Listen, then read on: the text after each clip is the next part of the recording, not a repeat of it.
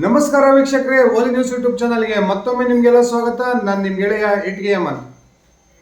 ಇಬ್ಬರು ಮಾಜಿ ಮುಖ್ಯಮಂತ್ರಿಗಳ ಮಕ್ಕಳ ಸ್ಪರ್ಧೆಯಿಂದಾಗಿ ತೀವ್ರ ಕುತೂಹಲವನ್ನು ಕೆರಳಿಸಿರ್ತಕ್ಕಂಥ ಶಿವಮೊಗ್ಗ ಲೋಕಸಭಾ ಕ್ಷೇತ್ರ ಇದೀಗ ಹೈ ವೋಲ್ಟೇಜ್ ರಣಕಣವಾಗಿ ಮಾರ್ಪಟ್ಟಿದೆ.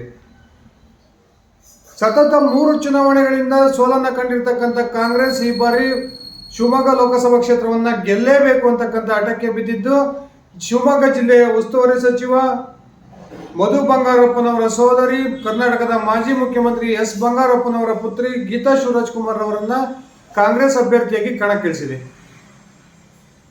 ಆದರೆ ಇದೀಗ ಶಿವಮೊಗ್ಗ ಕ್ಷೇತ್ರವನ್ನ ಗೆಲ್ಲಬೇಕು ಅಂತಕ್ಕಂಥ ನಿರೀಕ್ಷೆಯಲ್ಲಿರ್ತಕ್ಕಂಥ ಕಾಂಗ್ರೆಸ್ಗೆ ಬಹುದೊಡ್ಡ ಆಘಾತವೊಂದು ಎದುರಾಗಿದೆ ಅಂತಕ್ಕಂಥ ಮಾಹಿತಿಗಳು ಬರ್ತಾ ಇದ್ದಾವೆ. ಹಾಗಾದ್ರೆ ಆ ಒಂದು ಆಘಾತ ಏನು, ಶಿವಮೊಗ್ಗ ಲೋಕಸಭಾ ಕ್ಷೇತ್ರದಲ್ಲಿ ಕಾಂಗ್ರೆಸ್ನ ಗೆಲುವಿಗೆ ತೊಡಕಾಗಬಹುದಾದಂತಹ ಅಂಶ ಏನು ತಿಳ್ಕೊಂಡು ಬರೋಣ ಬನ್ನಿ ಸ್ನೇಹಿತರೆ. ಅದಕ್ಕಿಂತ ಮುಂಚೆ ನೀವೇನು ನನ್ನ ಓಲಿ ನ್ಯೂಸ್ ಯೂಟ್ಯೂಬ್ ಚಾನಲ್ಗೆ ಸಬ್ಸ್ಕ್ರೈಬ್ ಮಾಡಿಲ್ಲ ಅಂದರೆ ಸಬ್ಸ್ಕ್ರೈಬ್ ಮಾಡಿಕೊಂಡು ಬೆಲ್ ಬಟನ್ನ ಕ್ಲಿಕ್ ಮಾಡಿ. ನಾನು ಕೊಡ್ತಕ್ಕಂಥ ಮಾಹಿತಿ ನಿಮ್ಗೆ ಇಷ್ಟ ಇದ್ರೆ ಈ ವಿಡಿಯೋಗೆ ಲೈಕ್ ಮಾಡಿ, ಶೇರ್ ಮಾಡಿ, ಕಮೆಂಟ್ ಮಾಡಿ. ಶಿವಮೊಗ್ಗ ಲೋಕಸಭಾ ಕ್ಷೇತ್ರವನ್ನು ಈ ಬಾರಿ ಕೈವಶ ಮಾಡಿಕೊಳ್ಬೇಕು ಅಂತಕ್ಕಂಥ ನಿಟ್ಟಿನಲ್ಲಿ ಶಿವಮೊಗ್ಗದ ಉಸ್ತುವಾರಿ ಸಚಿವರಾಗಿರ್ತಕ್ಕಂಥ ಮಧು ಬಂಗಾರಪ್ಪನವರ ಸಹೋದರಿ ಗೀತಾ ಶಿವರಾಜ್ ಕುಮಾರ್ ಅವರನ್ನ ಕಾಂಗ್ರೆಸ್ ಚುನಾವಣಾ ಕಣಕ್ಕಿಳಿಸೋದ್ರ ಮೂಲಕ ಬಿಜೆಪಿಗೆ ತೀವ್ರ ಪೈಪೋಟಿಯನ್ನು ಓಡ್ತಾ ಇದೆ. ಇನ್ನೊಂದು ಕಡೆ ಬಿಜೆಪಿಯ ಮಹೋನ್ನತ ನಾಯಕರಾಗಿರ್ತಕ್ಕಂಥ ಈಶ್ವರಪ್ಪನವರ ಬಂಡಾಯ ಬಿಜೆಪಿಗೆ ಬಹುದೊಡ್ಡ ತಲ್ಲಣವಾಗಿ ಪರಿಣಮಿಸಿದೆ. ಈಶ್ವರಪ್ಪನವರನ್ನ ಚುನಾವಣಾ ಕಣದಿಂದ ಹಿಂದೆ ಸರಿಸಬೇಕು ಅಂತಕ್ಕಂಥ ಪ್ರಯತ್ನಕ್ಕೆ ಕೈ ಹಾಕಿದ್ದಂತಹ ಬಿಜೆಪಿಗೆ ಈಶ್ವರಪ್ಪನವರ ಆಟ ಬಹುದೊಡ್ಡ ತಲ್ಲಣವಾಗಿ ಮಾರ್ಪಟ್ಟಿದೆ. ಹಾಗೇನೆ ಯಡಿಯೂರಪ್ಪ ಮತ್ತು ಬಂಗಾರಪ್ಪನವರ ಕುಟುಂಬದ ನಡುವಿನ ಹೋರಾಟ ಸುಮಾರು 6 ಲೋಕಸಭಾ ಚುನಾವಣೆಗಳಲ್ಲಿ ಪರಸ್ಪರ ಎದುರಾಳಿಗಳಿಗಾಗಿ ಚುನಾವಣೆಯನ್ನ ಎದುರಿಸಿದ್ದಾರೆ. ಆದರೆ 6 ಚುನಾವಣೆಗಳ ಪೈಕಿ 5 ಚುನಾವಣೆಗಳಲ್ಲಿ ಯಡಿಯೂರಪ್ಪನವರ ಕುಟುಂಬದವರ ಕೈ ಮೇಲಾಗೋದ್ರ ಮೂಲಕ ಶಿವಮೊಗ್ಗ ಯಡಿಯೂರಪ್ಪನವರ ಕುಟುಂಬದ ಭದ್ರಕೋಟೆ ಅಂತಕ್ಕಂಥದ್ದನ್ನ ಪದೇ ಪದೇ ಸಾಬೀತು ಮಾಡ್ತಾನೆ ಬಂದಿದೆ. ಬಂಗಾರಪ್ಪನವರ ಕುಟುಂಬದಲ್ಲಿರ್ತಕ್ಕಂಥ ಸದಸ್ಯರ ನಡುವಿನ ಒಮ್ಮತದ ಕೊರತೆ, ಪರಸ್ಪರ ದ್ವೇಷ, ಅಸೂಯೆ ಕಾರಣಕ್ಕೆ ಕಾಂಗ್ರೆಸ್ ಅಲ್ಲಿ ಪದೇ ಪದೇ ಬಂಗಾರಪ್ಪನವರ ಕುಟುಂಬ ಸೋಲನ್ನ ಕಾಣ್ತಾ ಬಂದಿದೆ. ಆದರೆ ಈ ಬಾರಿ ಕೆಪಿಸಿಸಿ ಅಧ್ಯಕ್ಷರಾಗಿರ್ತಕ್ಕಂಥ ಡಿ ಕೆ ಶಿವಕುಮಾರ್ ಹೊಸ ಒಂದು ಪ್ರಯತ್ನಕ್ಕೆ ಕೈ ಹಾಕಿದ್ರು. ಆ ಮೂಲಕ ಬಂಗಾರಪ್ಪ ಕುಟುಂಬದ ಸಹೋದರರನ್ನ ಒಂದು ಮಾಡಬೇಕು. ಆ ಒಂದು ಮಾಡೋದ್ರ ಮೂಲಕ ಸುಲಭವಾಗಿ ಬಂಗಾರಪ್ಪ ಅಭಿಮಾನಿಗಳನ್ನ ಮತಗಳನ್ನು ಸೆಳೆಯೋದ್ರ ಮೂಲಕ ಕಾಂಗ್ರೆಸ್ಗೆ ಈ ಬಾರಿ ಗೆಲುವನ್ನು ತಂದುಕೊಡ್ಬೇಕು ಅಂತಕ್ಕಂಥ ಲೆಕ್ಕಾಚಾರದಲ್ಲಿದ್ದರು. ಸಿದ್ದರಾಮಯ್ಯ ಹಾಗೂ ಡಿ ಕೆ ಶಿವಕುಮಾರ್ ಅವರು ಜೊತೆಯಾಗಿ ಕುಮಾರ್ ಬಂಗಾರಪ್ಪ ಹಾಗೂ ಮಧು ಬಂಗಾರಪ್ಪನವರನ್ನ ಕೂರಿಸಿ ಮಾತಾಡೋದ್ರ ಮೂಲಕ ಅವರಿಗೆ ಸಂಧಾನ ಮಾಡಿಸಿ ರಾಜಿ ಮಾಡಿಸ್ತಕ್ಕಂಥ ಪ್ರಯತ್ನಕ್ಕೆ ಕೈ ಹಾಕಿದರು. ಆದರೆ ಇದೀಗ ಮಧು ಬಂಗಾರಪ್ಪನವರು ಕುಮಾರ್ ಬಂಗಾರಪ್ಪನವರು ಒಂದಾಗಲೇ ಮತ್ತೆ ಪರಸ್ಪರ ಎದುರಾಳಿಗಳಾಗಿ ಈಗಾಗಲೇ ಕುಮಾರ್ ಬಂಗಾರಪ್ಪನವರು ಬಿಜೆಪಿಯ ಪರವಾಗಿ ಕೆಲಸವನ್ನ ಮಾಡೋದಕ್ಕೆ ಮುಂದಾಗಿದ್ದಾರೆ ಅಂತಕ್ಕಂಥ ಮಾಹಿತಿಗಳು ಬರ್ತಾ ಇದ್ದಾವೆ. ಇತ್ತೀಚೆಗೆ ತಾನೇ ಕುಮಾರ್ ಬಂಗಾರಪ್ಪನವರು ತಮ್ಮ ಸೋಷಿಯಲ್ ಮೀಡಿಯಾದಲ್ಲಿ ಒಂದು ಫೋಟೋವನ್ನು ಹಂಚಿಕೊಂಡಿದ್ರು. ಈ ಫೋಟೋ ಇಡೀ ಶಿವಮೊಗ್ಗ ಲೋಕಸಭಾ ಕ್ಷೇತ್ರದಾದ್ಯಂತ ಬಹುದೊಡ್ಡ ವೈರಲ್ ಆಗಿತ್ತು. ಆ ಫೋಟೋ ಯಾವುದು ಅಂದ್ರೆ, ಒಂದ್ ಕಡೆ ಕುಮಾರ್ ಬಂಗಾರಪ್ಪ, ಇನ್ನೊಂದು ಕಡೆ ಮಧು ಬಂಗಾರಪ್ಪ, ಹಾಗೆ ನಡುವೆ ಎಸ್ ಬಂಗಾರಪ್ಪನವರು ಇದ್ದಂತಹ ಫೋಟೋ. ಈ ಫೋಟೋ ಅನೇಕ ಅರ್ಥಗಳನ್ನ ಹುಟ್ಟಾಕಿತ್ತು. ಬಂಗಾರಪ್ಪ ಕುಟುಂಬದ ಸದಸ್ಯರು ಒಂದಾಗ್ತಾರೆ, ಆ ಮೂಲಕ ಈ ಬಾರಿ ಕಾಂಗ್ರೆಸ್ಗೆ ಬಹುದೊಡ್ಡ ಶಕ್ತಿ ಶಿವಮೊಗ್ಗ ಲೋಕಸಭಾ ಕ್ಷೇತ್ರದಲ್ಲಿ ಬರುತ್ತೆ, ಶಿವಮೊಗ್ಗದಲ್ಲಿ ಈ ಬಾರಿ ಕಾಂಗ್ರೆಸ್ ಗೆಲ್ಲುತ್ತೆ ಅಂತಕ್ಕಂಥ ಲೆಕ್ಕಾಚಾರಗಳು ಶಿವಮೊಗ್ಗ ಲೋಕಸಭಾ ಕ್ಷೇತ್ರದಾದ್ಯಂತ ಓಡಾಡ್ತಾ ಇದ್ವು. ಆದ್ರೆ ಯಾವಾಗ ಮೋದಿಜಿ ಮೊನ್ನೆ ತಾನೇ ಶಿವಮೊಗ್ಗಕ್ಕೆ ತಮ್ಮ ಸಮಾವೇಶಕ್ಕೆ ಬಂದ್ರು, ಆ ಒಂದು ಸಭೆಗೆ ಭಾಗವಹಿಸೋದ್ರ ಮೂಲಕ ಕುಮಾರ್ ಬಂಗಾರಪ್ಪನವರು ಇದ್ದಂತಹ ಎಲ್ಲ ಊಹಾಪೋಹಗಳಿಗೆ ತೆರೆ ಎಳೆದ್ರು. ಆ ಮೂಲಕ ತಾನು ಯಾವುದೇ ಕಾರಣಕ್ಕೂ ಕಾಂಗ್ರೆಸ್ಗೆ ಹೋಗೋದಿಲ್ಲ, ಗೀತಾ ಶಿವರಾಜ್ ಕುಮಾರ್ ಅವರಿಗೆ ಸಪೋರ್ಟ್ ಮಾಡೋದಿಲ್ಲ ಅಂತಕ್ಕಂಥ ಸ್ಪಷ್ಟ ಸಂದೇಶವನ್ನ ಗೀತಾ ಶಿವರಾಜ್ ಕುಮಾರ್ ಹಾಗೂ ಕಾಂಗ್ರೆಸ್ನ ನಾಯಕರೇ ರವಾನಿಸಿದಂತೆ ಕಂಡು ಬರ್ತಾ ಇದೆ. ಕಳೆದ ವಿಧಾನಸಭಾ ಚುನಾವಣೆಯಲ್ಲಿ ಮಧು ಬಂಗಾರಪ್ಪನ ವಿರುದ್ಧ ಹೀನಾಯ ಸೋಲನ್ನ ಕಂಡಿದ್ದಂತಹ ಕುಮಾರ್ ಬಂಗಾರಪ್ಪನವರು ಬಹುತೇಕ ಭಾರತೀಯ ಜನತಾ ಪಕ್ಷಗಳ ಚಟುವಟಿಕೆಗಳಿಂದ ದೂರನೇ ಇದ್ದರು. ನನ್ನ ಸೋಲಿಗೆ ನನ್ನ ಪಕ್ಷದ ಅನೇಕ ನಾಯಕರೇ ಕಾರಣ ಅಂತಕ್ಕಂಥ ಆಪಾದನೆಯನ್ನ ಮಾಡಿದ್ದಂತಹ ಕುಮಾರ್ ಬಂಗಾರಪ್ಪನವರು ಬಹುತೇಕ ಕಾಂಗ್ರೆಸ್ ಸೇರ್ತಾರೆ ಅಂತಕ್ಕಂಥ ಮಾತುಗಳು ಕೂಡ ಕೇಳಿ ಬರ್ತಿದ್ವು. ಶಿವಮೊಗ್ಗ ಲೋಕಸಭಾ ಕ್ಷೇತ್ರದಿಂದ ಕುಮಾರ್ ಬಂಗಾರಪ್ಪನವರೇ ಕಾಂಗ್ರೆಸ್ನ ಅಭ್ಯರ್ಥಿ ಆಗ್ತಾರೆ ಅಂತಕ್ಕಂಥ ಮಾತುಗಳು ಕೂಡ ಕೇಳಿ ಬರ್ತಾ ಇದ್ವು. ಆದರೆ ಕೊನೆಗೆ ಬಿಜೆಪಿ ನಾಯಕರ ಮನವೊಲಿಕೆಯಿಂದ ಸಂತೃಪ್ತರಾಗಿರ್ತಕ್ಕಂಥ ಕುಮಾರ್ ಬಂಗಾರಪ್ಪನವರು ಕೊನೆಗೂ ಕೂಡ ಬಿಜೆಪಿಯಲ್ಲಿ ಉಳ್ಕೊಳ್ತಕ್ಕಂಥ ಒಂದು ಮನಸ್ಸನ್ನ ಮಾಡಿದ್ದಾರೆ.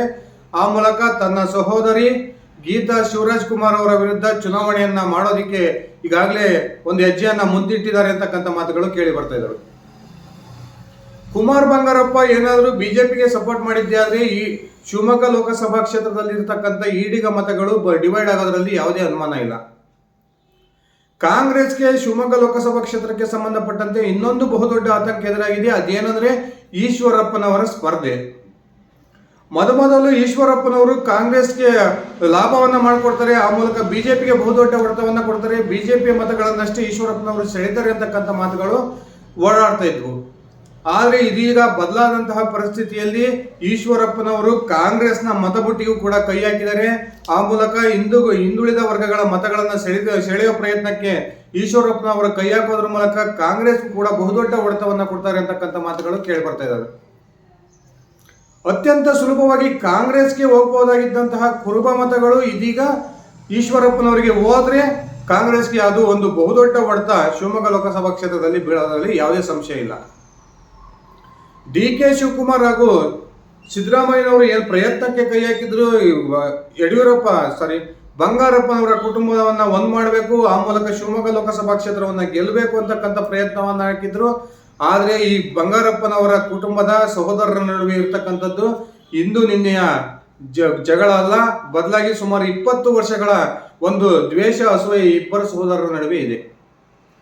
ಕಳೆದ 2 ಲೋಕಸಭಾ ಚುನಾವಣೆಗಳಲ್ಲೂ ಕೂಡ ಕುಮಾರ್ ಬಂಗಾರಪ್ಪನವರ ಕುಟುಂಬದ ವಿರುದ್ಧವೇ ಚುನಾವಣೆಯಲ್ಲಿ ಕೆಲಸವನ್ನ ಮಾಡಿದ್ದಾರೆ. 2014ರಲ್ಲಿ ಗೀತಾ ಶಿವರಾಜ್ ಕುಮಾರ್ ಅವರು ಕಾಂಗ್ರೆಸ್ನ ಅಭ್ಯರ್ಥಿಯಾಗಿದ್ದಂಥ ಸಂದರ್ಭದಲ್ಲೂ ಕೂಡ ಅವರ ವಿರುದ್ಧವಾಗಿ ಕುಮಾರ್ ಬಂಗಾರಪ್ಪನವರು ಕೆಲಸ ಮಾಡಿದ್ದನ್ನು ನಾವು ನೋಡಿದ್ದೀವಿ. ಕಳೆದ ಲೋಕಸಭಾ ಚುನಾವಣೆ 2019ರಲ್ಲಿ ಮಧು ಬಂಗಾರಪ್ಪನವರು JDS ಹಾಗೂ ಕಾಂಗ್ರೆಸ್ ಮೈತ್ರಿಕೂಟದ ಅಭ್ಯರ್ಥಿಯಾಗಿದ್ದಂಥ ಸಂದರ್ಭದಲ್ಲೂ ಕೂಡ ಕುಮಾರ್ ಬಂಗಾರಪ್ಪನವರು ಮಧು ಬಂಗಾರಪ್ಪನವರ ವಿರುದ್ಧ ಕೆಲಸವನ್ನ ಮಾಡಿದ್ದಾರೆ. ಈಗಾಗಲೇ ಈಡಿಗ ಮತವನ್ನ ಕ್ರೋಢೀಕರಣ ಮಾಡಬೇಕು, ಆ ಮೂಲಕ ಸುಮಾರು 3 ಲಕ್ಷಕ್ಕೂ ಹೆಚ್ಚು ಈಡಿಗ ಮತಗಳಿರ್ತಕ್ಕಂಥ ಮತಗಳನ್ನ ಕಾಂಗ್ರೆಸ್ನೇ ಸೆಳೆಬೇಕು ಅಂತಕ್ಕಂಥ ಪ್ರಯತ್ನಕ್ಕೆ ಕಾಂಗ್ರೆಸ್ ನಾಯಕರನ್ನು ಕೈ ಹಾಕಿದ್ರು. ಇದೀಗ ಬಿಜೆಪಿಯಲ್ಲೂ ಕೂಡ ಕಾಂಗ್ರೆಸ್ನಷ್ಟೇ ಸಮರ್ಥವಾದ ಈಡಿಗ ನಾಯಕರಿದ್ದಾರೆ ಅಂತಕ್ಕಂಥದ್ದು ಕಾಂಗ್ರೆಸ್ಗೆ ಬಹುದೊಡ್ಡ ತಲೆನೋವನ್ನ ತಂದುಕೊಟ್ಟಿದೆ. ಹೊರತಾಳ ಹಾಲಪ್ಪ ಆಗಿರ್ಬೋದು, ಕುಮಾರ್ ಬಂಗಾರಪ್ಪ ಆಗಿರ್ಬೋದು, ಹಾಗೆ ಇನ್ನಿತರ ಅನೇಕ ಬಿಜೆಪಿಯ ನಾಯಕರು ಈಡಿಗ ಸಮುದಾಯಕ್ಕೆ ಸೇರಿದವರಾಗಿರೋದ್ರಿಂದ ಕಾಂಗ್ರೆಸ್ಗೆ ಈಡಿಗ ಮತಗಳ ವಿಭಜನೆ ಆಗುತ್ತೆ ಅಂತಕ್ಕಂಥ ಒಂದು ಆತಂಕ ಎದುರಾಗಿದೆ. ಈ ಮೂಲಕ ಕಾಂಗ್ರೆಸ್ಗೆ ಗೆಲುವಿನ ವಾತಾವರಣ ಕಷ್ಟ ಅಂತಕ್ಕಂಥ ಮಾಹಿತಿಗಳು ಕೂಡ ಬರ್ತಾ ಇದ್ದಾವೆ. ಶಿವಮೊಗ್ಗ ಲೋಕಸಭಾ ಕ್ಷೇತ್ರವನ್ನು ಪ್ರತಿನಿಧಿಸ್ತಾ ಇರತಕ್ಕಂಥ ಯಡಿಯೂರಪ್ಪನವರ ಪುತ್ರ ರಾಘವೇಂದ್ರ ಅವರು ತಮ್ಮದೇ ಆದ ವರ್ಚಸ್ಸನ್ನ ಹೊಂದಿದ್ದಾರೆ. ಕ್ಷೇತ್ರಕ್ಕೆ ಸಂಬಂಧಪಟ್ಟಂತೆ ಅನೇಕ ಅಭಿವೃದ್ಧಿ ಕಾರ್ಯಗಳನ್ನ, ವಿಶೇಷ ಯೋಜನೆಗಳನ್ನ ತರೋದ್ರ ಮೂಲಕ ಮತದಾರರ ಮನಸ್ಸನ್ನ ಗೆದ್ದಿದ್ದಾರೆ. ಈ ಮೂಲಕ ಈಶ್ವರಪ್ಪನವರ ಮೂಲಕ ಬಿಜೆಪಿಗೆ ಸೋಲಾಗುತ್ತೆ, ಕಾಂಗ್ರೆಸ್ ಸುಲಭವಾದ ಗೆಲುವನ್ನ ಕಾಣುತ್ತೆ ಅಂತಕ್ಕಂಥ ಲೆಕ್ಕಾಚಾರದಲ್ಲಿದ್ದಂತಹ ಕಾಂಗ್ರೆಸ್ಗೆ ಬದಲಾಗ್ತಿರ್ತಕ್ಕಂಥ ಶಿವಮೊಗ್ಗದ ಮತದಾರರ ಮನೋಭಾವನೆ ಇದೀಗ ಬಹುದೊಡ್ಡ ಆತಂಕವನ್ನು ತಂದಿಟ್ಟಿದೆ ಅಂತ ಮಾಹಿತಿಗಳು ಇದಾವೆ. ಈಶ್ವರಪ್ಪನವರು ಕೂಡ ಬಹುದೊಡ್ಡ ಮಟ್ಟದಲ್ಲಿ ಕಾಂಗ್ರೆಸ್ಗೆ ಹೊಡೆತವನ್ನ ಕೊಡ್ತಾರೆ, ಹಿಂದುಳಿದ ವರ್ಗಗಳನ್ನ ಮತಗಳನ್ನ ಸೆಳೆಯುವ ಪ್ರಯತ್ನಕ್ಕೆ ಕೈ ಹಾಕಿದ್ದಾರೆ ಅಂತಕ್ಕಂಥ ಮಾಹಿತಿಯಿಂದ ಆತಂಕಗೊಂಡಿರ್ತಕ್ಕಂಥ ಕಾಂಗ್ರೆಸ್ನ ನಾಯಕರು ಇದೀಗ ಈಶ್ವರಪ್ಪನವರ ವಿರುದ್ಧ ವಾಗ್ದಾಳಿಯನ್ನ ಮಾಡೋದಕ್ಕೆ ಆರಂಭ ಮಾಡಿದ್ದಾರೆ. ಆಯನೂರು ಮಂಜುನಾಥ್ ಅವರು ನಿನ್ನೆ ತಾನೇ ಒಂದು ಪತ್ರಿಕಾಗೋಷ್ಠಿಯಲ್ಲಿ ಹೇಳಿದ್ರು, ಇದು ಈಶ್ವರಪ್ಪನವರನ್ನ ಚುನಾವಣಾ ಕಣಕ್ಕಿಳಿಸಿರ್ತಕ್ಕಂಥದ್ದು ಬಿಜೆಪಿಯ ರಣತಂತ್ರವಲ್ಲದೆ ಬೇರೇನೋ ಅಂತಕ್ಕಂಥ ಮಾತನ್ನು ಹೇಳಿದ್ರು. ಕಾಂಗ್ರೆಸ್ನನ್ನ ಕಟ್ಟಾಕಬೇಕು ಅನ್ನೋ ಉದ್ದೇಶಕ್ಕೆ ಹಿಂದುಳಿದ ವರ್ಗಗಳ ಮತಗಳನ್ನ ಸೆಳೀತಾರೆ ಅನ್ನೋ ಕಾರಣಕ್ಕೆ ಈಶ್ವರಪ್ಪನವರನ್ನ ಬಿಜೆಪಿ ನಾಯಕರೇ ಈಗ ಚುನಾವಣಾ ಕಣಕ್ಕಿಳಿಸಿದ್ದಾರೆ, ಈಗ ನಾಟಕ ಮಾಡ್ತಾ ಇದ್ದಾರೆ ಅಂತಕ್ಕಂಥ ಮಾತನ್ನ ಹೇಳಿದ್ರು. ಇದೆಲ್ಲ ಬೆಳವಣಿಗೆಯನ್ನ ನೋಡಿದ್ರೆ ಶಿವಮೊಗ್ಗ ಲೋಕಸಭಾ ಕ್ಷೇತ್ರದಲ್ಲಿ ಬಿಜೆಪಿ ಬಂಗಾರಪ್ಪನವರ ಕುಟುಂಬದ ವಿರುದ್ಧ ಕುಮಾರಾಸ್ತ್ರವನ್ನ ಬಳಸೋದ್ರಲ್ಲಿ ಯಾವುದೇ ಸಂಶಯವಿಲ್ಲ. ಈ ಕುಮಾರಾಸ್ತ್ರ ಬಳಸಿದ್ದೇ ಆದ್ರೆ ಕಾಂಗ್ರೆಸ್ಗೆ ಬಹುದೊಡ್ಡ ಹೊಡೆತ ಬೀಳುತ್ತೆ. ಆ ಮೂಲಕ ಶಿವಮೊಗ್ಗ ಲೋಕಸಭಾ ಕ್ಷೇತ್ರದಲ್ಲಿ ಮತ್ತೊಮ್ಮೆ ಬಿಜೆಪಿ ಗೆಲ್ಲುವ ಸಾಧ್ಯತೆಗಳು ಹೆಚ್ಚಾಗಿದ್ದಾವೆ ಅಂತಕ್ಕಂಥ ಮಾತುಗಳು ಕೇಳಿ ಬರ್ತಾ ಇದ್ದಾವೆ.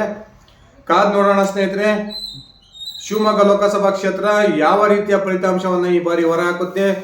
ಸತತ ಗೆಲುವನ್ನು ಕಾಣ್ತಾ ಬರ್ತಿರ್ತಕ್ಕಂಥ ಯಡಿಯೂರಪ್ಪನವರ ಕುಟುಂಬ ಈ ಬಾರಿ ಬಂಗಾರಪ್ಪನವರ ಕುಟುಂಬಕ್ಕೆ ಶರಣಾಗುತ್ತಾ, ಆ ಮೂಲಕ ಗೀತಾ ಶಿವರಾಜ್ ಕುಮಾರ್ ಅವರು ಗೆಲುವನ್ನ ಕಾಣ್ತಾರ, ಅಥವಾ ಮತ್ತೊಮ್ಮೆ ಅಭಿವೃದ್ಧಿ ಅಧಿಕಾರ ಅಂತ ಹೆಸರು ಗಳಿಸಿರ್ತಕ್ಕಂಥ BY ರಾಘವೇಂದ್ರ ಅವರ ಗೆಲುವನ್ನು ಕಾಣೋದ್ರ ಮೂಲಕ ಶಿವಮೊಗ್ಗ ಬಿಜೆಪಿಯ ಭದ್ರಕೋಟೆ ಅನ್ನೋದನ್ನ ಮತ್ತೊಮ್ಮೆ ನಿರೂಪಿಸ್ತಾರ. ನಿಮ್ಮ ಶಿವಮೊಗ್ಗ ಲೋಕಸಭಾ ಕ್ಷೇತ್ರದಲ್ಲಿ ಈ ಬಾರಿ ಯಾವ ಪಕ್ಷದ ಅಭ್ಯರ್ಥಿ ಗೆಲ್ಲಬಹುದು, ನಿಮ್ಮ ವೈಯಕ್ತಿಕ ಅಭಿಪ್ರಾಯ ಏನಿದೆ ದಯವಿಟ್ಟು ಕಮೆಂಟ್ ಮಾಡಿ ತಿಳಿಸಿ ಸ್ನೇಹಿತರೆ. ನಾನು ಕೊಟ್ಟಿರ್ತಕ್ಕಂಥ ಮಾಹಿತಿ ಇಷ್ಟ ಆಗಿದ್ರೆ ಈ ವಿಡಿಯೋಗೆ ಲೈಕ್ ಮಾಡಿ, ಶೇರ್ ಮಾಡಿ, ಕಮೆಂಟ್ ಮಾಡಿ. ನೀವು ನನ್ನ ಓಲಿ ನ್ಯೂಸ್ ಯೂಟ್ಯೂಬ್ ಚಾನಲ್ಗೆ ಸಬ್ಸ್ಕ್ರೈಬ್ ಮಾಡ್ಕೊಂಡಿಲ್ಲ ಅಂದರೆ ದಯವಿಟ್ಟು ಸಬ್ಸ್ಕ್ರೈಬ್ ಮಾಡ್ಕೊಂಡು ಬೆಲ್ ಬಟನ್ ಅನ್ನು ಕ್ಲಿಕ್ ಮಾಡಿ. ಧನ್ಯವಾದಗಳು ಸ್ನೇಹಿತರೆ, ಶುಭ ದಿನ.